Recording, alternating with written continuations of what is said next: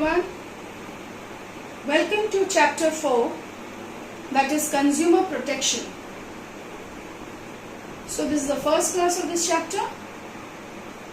In this chapter I would like to discuss about the meaning of consumer protection, how the consumers are exploited, the various methods of exploiting the consumer,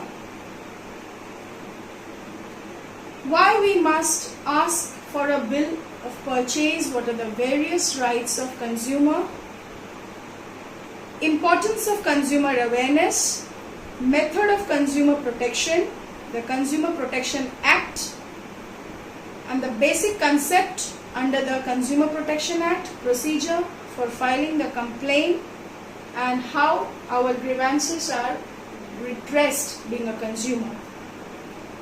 So first of all, I would like to start the chapter from a very basic thing. Who is a consumer? In everyone's mind, I hope this question has come. Who is a consumer? Consumer is actually a commercial term. We don't say customer, we say consumer. So consumer is one who buys the product to satisfy his needs. So in modern business, a consumer is considered as the king. Why? Because the business stands only when the consumer is satisfied. So in reality consumers are, but practically is it so? Practically consumers are exploited. There are people who are innocent, they don't have any knowledge about the market scenario, the changes which are regularly happening in the market. Because of illiteracy, ignorance also, consumers are exploited. So we will discuss all these things later in the chapter. Next is, who is not a consumer? Again, a very basic question. One who buys the product for resale. Like suppose you are having a shop. You are purchasing a product and you are reselling that product. And ultimately who is using, he is the consumer, you are not the consumer. You are the seller of that product because you are not considered as the consumer because you have purchased that particular product for resale. Next, what is consumer exploitation? No, first we will discuss about need for consumer protection. Why consumers need to be protected? Because it is the social responsibility and business is run by people. And business is also a part of the society. It gets material, manpower and machinery and other resources from society. Therefore, the business should be obliged to supply the right products at reasonable prices to the public.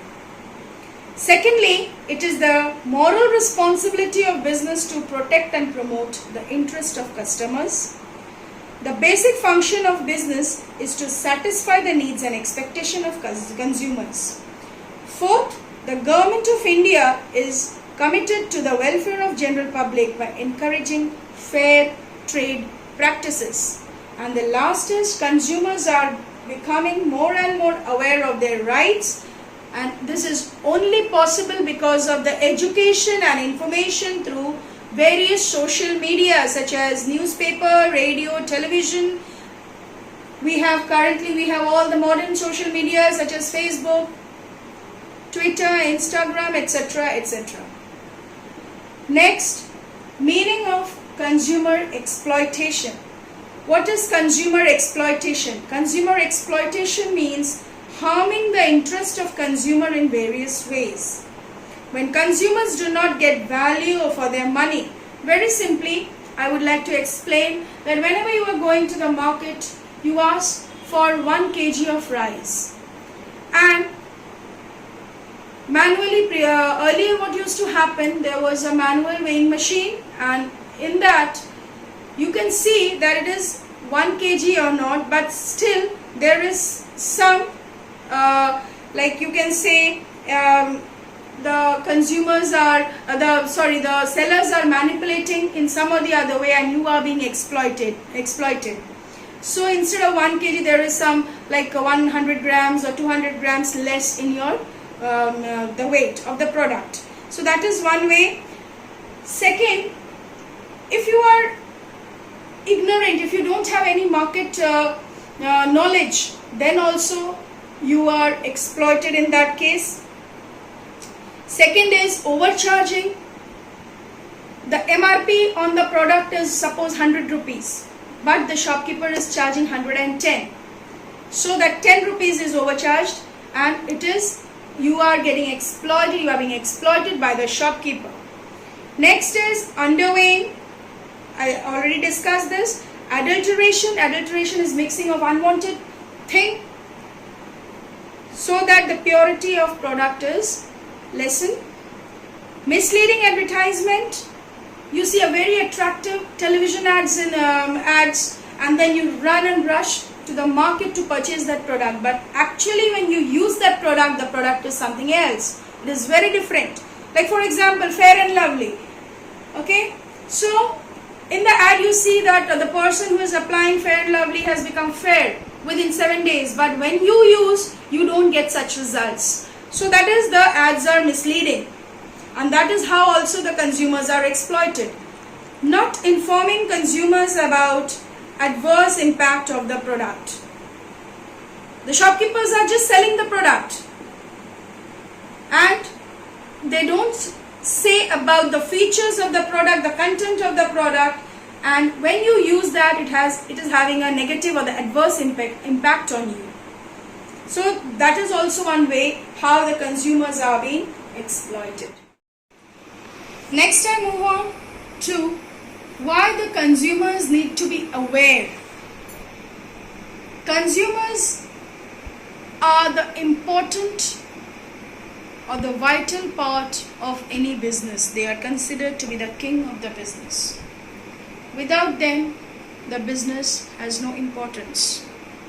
So, if the consumers are ignorant and uneducated, they will be exploited and it will remain a continuous process.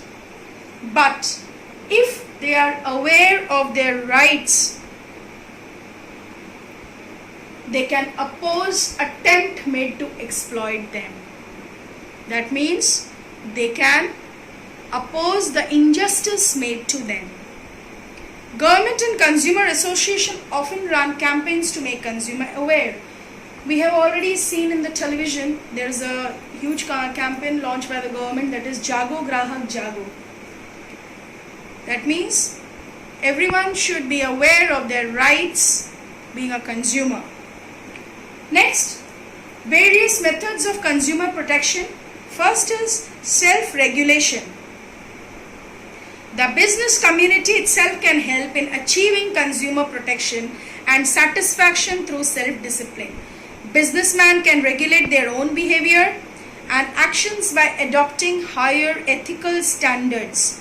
For this, trade associations and consumer associations can check unfair trade practices used by some businessmen.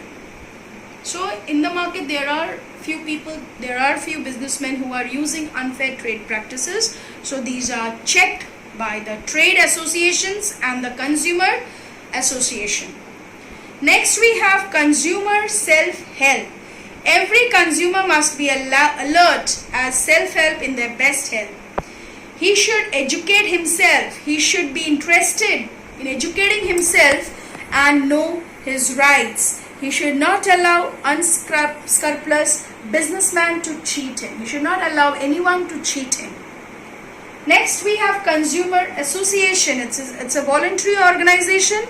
These associations can educate and awaken consumers. They can take organized action and put pressure on business to adopt fair trade practices. And the last is government control. So this is one of the best or the important method. The state can ensure consumer protection through legislative, executive and judicial actions. The laws enacted by the government must be strictly enforced by the executive They need to be modified in the light of actual experience. The judiciary can play a vital role if any businessman is found indulging in any kind of unfair trade practices, and the judiciary can punish those businessmen. So I hope till here it is clear.